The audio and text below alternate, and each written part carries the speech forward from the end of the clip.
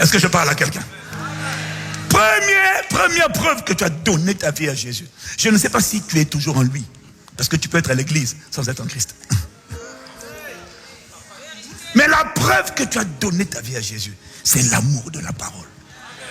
1, la Bible. 2, les enseignements appuyés sur la Bible. C'est la preuve. Tant qu'il y a encore l'appétit de la parole, quelque chose de bon en toi. Parce qu'il a dit, si vous demeurez dans ma parole, vous êtes vraiment mes disciples. Alléluia.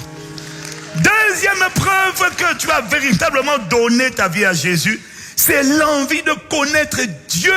Le premier, c'était par la parole. Le deuxième, c'est par la prière. Oh.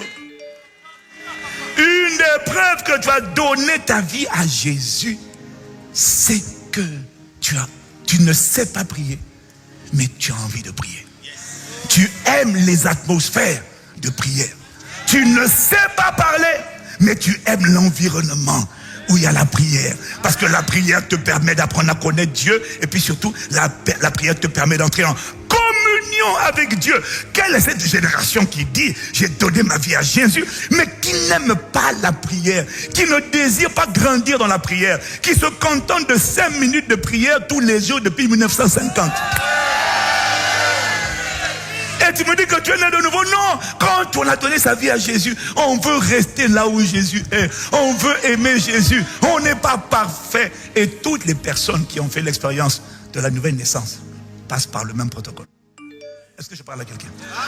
On a envie, on veut apprendre à prier. Et puis là où les gens prient, on a envie d'être, on les écoute. Et puis on aime la prière, on aime l'église parce qu'on aime les atmosphères de la communion fraternelle. On aime les atmosphères où on est en train de prier, où les gens sont en train de prier. Même quand on ne sait pas parler, un enfant ne sait pas parler, mais il aime être au milieu des parents qui sont en train de converser. Il aime être au milieu de ses frères et des sœurs parce que c'est en s'exposant à l'environnement familial que l'enfant apprend à sortir ses premiers mots. C'est en restant, en écoutant les parents, en écoutant, et puis comment tu vas entendre l'enfant dire papa, maman, Sarah, Jerry.